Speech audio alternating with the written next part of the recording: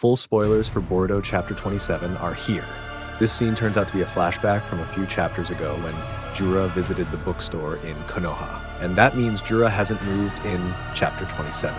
The secret of Sumire and Sarada's immunity to Eida's abilities is revealed. And that's not all.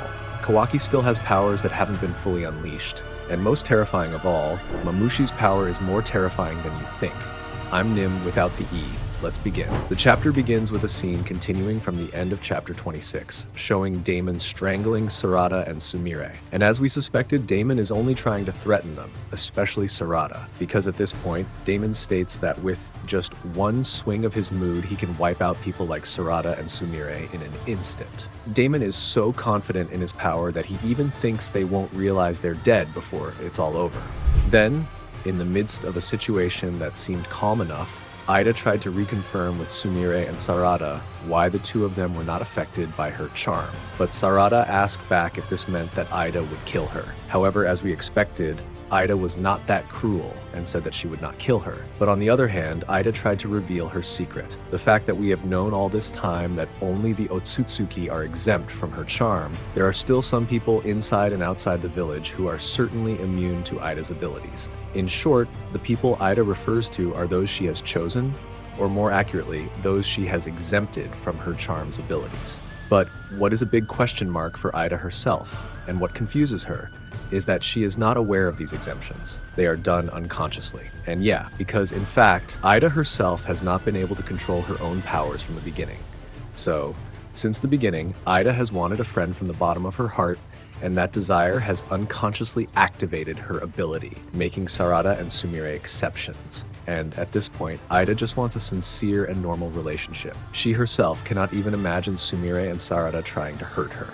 Besides, if in the end it is Sumire and Sarada who kill her, then that's not a bad way to die. But in essence, the drama ends with a warm embrace between Eida, Sumire, and Sarada as a form of sincere feelings from a bond called friendship. Yeah, that's how it is. Then the scene shifts to the hideout, and now Koji is going to reveal some of Mamushi's wild powers to Konoha, more specifically to Shikamaru.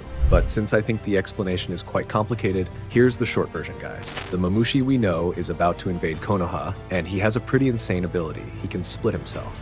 But this isn't like Naruto's shadow clones. The difference is very significant. Shadow clones are just copies that share chakra from the original body. But Mamushi is clearly a manifestation of splitting itself, which makes it very clear that this creature is completely different.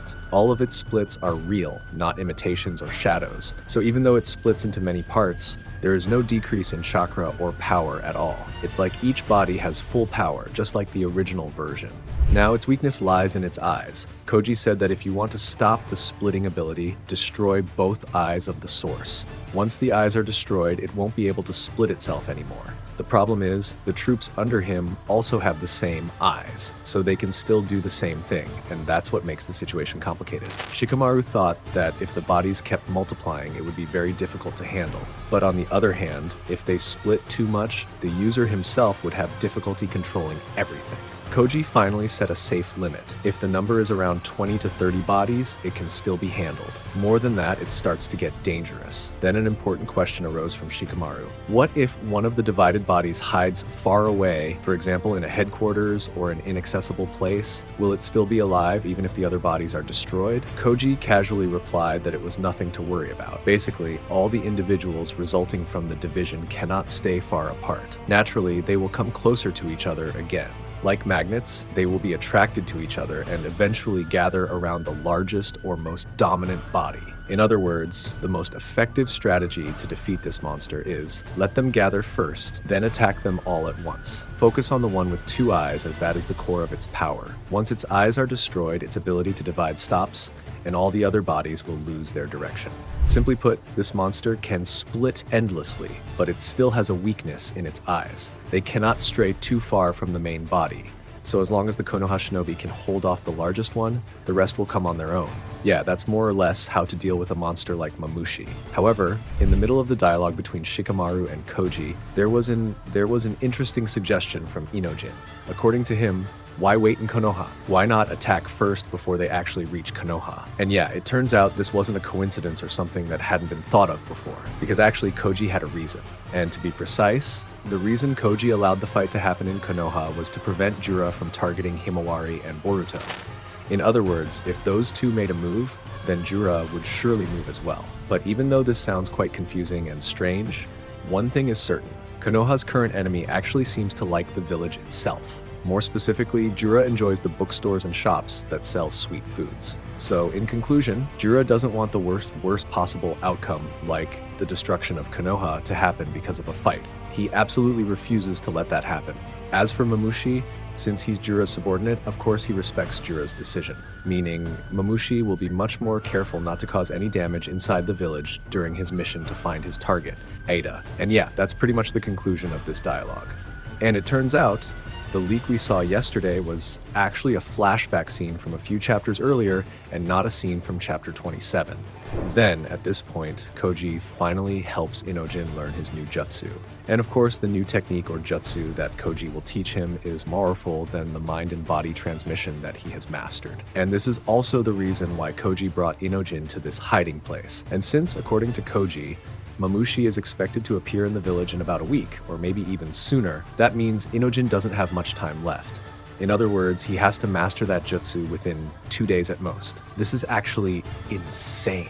And yeah, that shocked expression doesn't lie. Even Inojin himself still doesn't know what kind of jutsu it is. But according to Koji, it should actually be easier for him, because technically, it's a technique that Inojin himself will create in the future. A jutsu made to protect Himawari. But of course, that spontaneously made Inojin even more confident. He believed he wouldn't need 2 days, but only 1 to master that technique, or jutsu. Yeah, that fiery spirit instantly burned bright the moment he realized it was all for Himawari. Then the scene shifts to a lab where Amado and Kawaki seem to be observing the final results of the battle against Jura.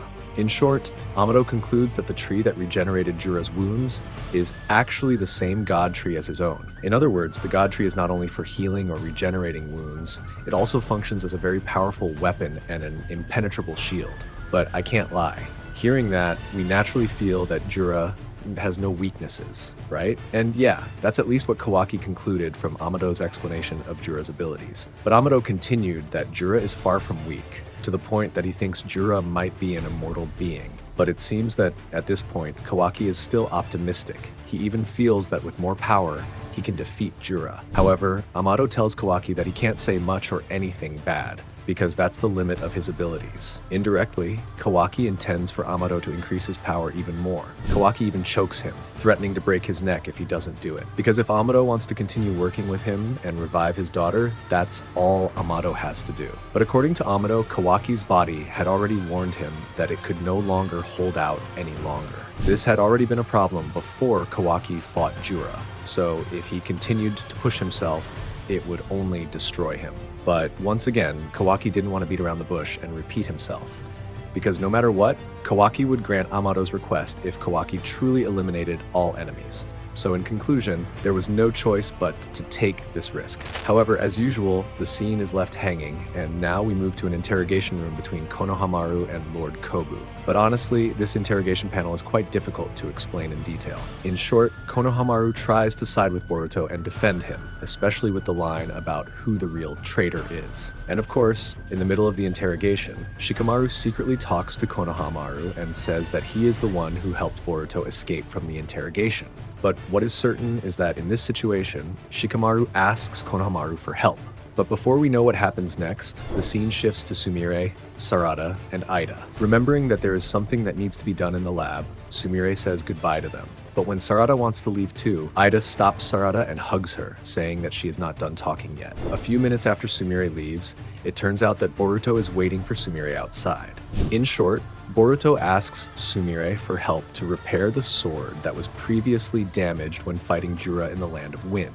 However, the interesting part was that Sumire repaired the sword using a technique that could be said to be her own creation. Unfortunately, Boruto couldn't tell her specifically what technique he was referring to. Nevertheless, without asking any questions, Sumire happily took the sword along with the scroll and said she would try to repair it using the technique described in the scroll. Oh yeah, since Boruto previously called Sumire class rep, Sumire actually asked him to just call her by her name instead, because honestly, she doesn't really like being called class rep. And a few days later, the panel shows the final scene of chapter 27, revealing several Mamushi standing on top of Konoha's gate wall, right before he officially begins his mission to hunt down his target, Eida. By the way, since this leak is still partly in Japanese and not official, I'm at least pretty sure it's accurate, but definitely don't forget to read it in Manga Plus on the 20th. So yeah, thanks for watching. Like and subs, I'm Nim without the E. See you in the next video. Bye bye, Dadabayo.